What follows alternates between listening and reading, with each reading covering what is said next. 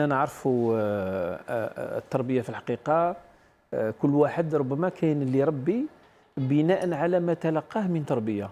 صحيح. بمعنى ان الخبره اللي كسبها مع الوقت مع خاصه قلت لك الامهات او كذلك الاباء مع الوالدين، هذيك الخبره سواء كانت صحيحه او خاطئه راح ينقلها كذلك ويبدا يربي فيها الابناء. صحيح. تقدر تكون طريقه الاباء صحيحه في التربيه كما تقدر تكون خاطئه. انا من خلال ملاحظتي للمجتمع نقدر يعني نقسم الاسر يعني ويسمحوا لي الى 3 مجموعات. يا درا وراني. نعم. وكل واحد يبحث اين هو. كاين مجموعه الاولى اللي هي توجدي الابناء في الحقيقه هم اللي يلعبوا دور الاولياء، بمعنى انه الابن هو المسيطر، كلامه هو اللي يمشي، بمعنى ان دور الاب ودور الام هو في الظل غير ظاهر، بمعنى أن يوصل أنه حتى يقتنع أن الطفل هو اللي يسير الأمور في البيت. وقتاش يكون هذا؟ نعم، هذا هو في الحقيقة أحيانا هو العاطفة الزائدة، هو الحب المفرط، هو أنه لما نبتعد عن إغضاب الأطفال وخاصة نوجدوها في حالات وين يكون الطفل الوحيد أو الطفلة الوحيدة في البيت، خاصة الطفل اللي ربما يجي بعد مدة يعني يريد ترزق العائلة بطفل، ولكن لازم نعرف أن هذا النوع من التربية هذا الطفل يعني صراحة ولا المعزوزي ولا المعزوزي نعم. بمعنى هذا النوع من التربية هو في الحقيقة هذا الطفل راح يسبب يعني نقولها بكل يعني صراحة. نعم صراحة يقدر يكون هو مشكلة وخطر حتى على والديه. لا صح. لأن الطفل اللي كل طلباته مستجابة تلبى هذا راح يكون مشكلة. كاين عندنا مجموعة أخرى من الآن العائلة الثانية هي عكس تماما في الاتجاه الآخر، أن الطفل يتربى يسمع غير ممنوع الرفض لا هذا يعني في اتجاه آخر معاكس تماما.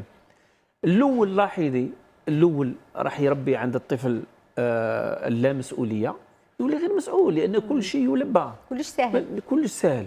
والمجموعة الثانية الحرمان ويكون يعني هذا الطفل هذا يفقد شخصيته، يفقد هذيك القوة تاع الشخصية اللي راح لازم غدوة راح يواجه بها المجتمع. وكاين مجموعة أخرى هي توازن بين المجموعتين، وهذا ما يجب أن هذا يكون ما يجب أن يكون. الآن ما علاقة هذا بالتعلم؟ أنا دائما رغم الكلام هذا نكرره دائما ونسمعوه من الكل يعني اللي مهتمين بعالم التربية، لكن أنا نقول لك أن التطبيق نتاعو يحتاج إلى جهد. بمعنى أنه نحن ما نتكلم نقول أيها الأم أيها الأب، ونقول الأبناء مقبلين على الفروض والاختبارات، ما هو دورك الآن؟ إذا كنت توجد نفسك أنك لا ثق بالابن وانت اللي تنظم له الوقت وانت اللي تناديه من الخارج حتى يطلع للبيت لكي يراجع وانت اللي تشد له الكراس وانت اللي تحفظ وانت اللي تعمل له التمارين، اعرف انك راك في الطريق الخطا. هذا الطفل هذا ما راهوش راح يكون يعني غدوه يكون عنده ديك الاستقلاليه. لماذا؟ لان التعلم هو خارجي وليس داخلي. ودائما نقولوا ان لازم تبني عند الطفل عند ابنك انه يكون التعلم داخلي من عنده، نابع من نفسه، من عنده الداخل. لازم هو لما يكون يلعب لازم يعرف انه لازم يطلع للبيت، انه لازم تكون عنده طريقه، كذلك تكون عنده طريقه لو تكلمنا عليها عده طرق. طريقه المراجعه. تعرفي الان نحاول نربط هذا الموضوع. الان مثلا لو نوجدوا بعض التلاميذ خاصه في الاقسام النهائيه اللي منهم يكون عزوف على انه ما يحضرش للثانويه، ما يحضرش مع الاستاذ، يقرا دورات ولا في الدار. انا تفسيري بالنسبه للظاهره هذه وهذو التلاميذ، لو كان التلميذ هذا كان من الاول يعتمد على نفسه وعنده الشخصيه وعنده لماذا لماذا يهرب ويروح للدروس الخصوصيه؟ تعرفي لماذا؟ لان تعود على انه دائما واحد اللي يقوم له بالعمل تاعو، يتلقى. نعم، يعني يسهل له، يوضح له، يعطي له كلش جاهز، لأن ما ربيناش على حل المشكلات نتوعو، ما ربيناش على أنه يقدم على التعلم. وبالتالي هذا المتعلم هذا كأنه عنده رهان أنه يتحصل على نتيجة بأي طريقة، وليس بالطريقة السليمة والطريقة الصحيحة. لكن الطفل والتلميذ اللي يتعلم يتحمل مسؤوليته هو، ويتعلم أنه هو اللي يقرأ، هو اللي طالع، هو اللي يوضع البرنامج.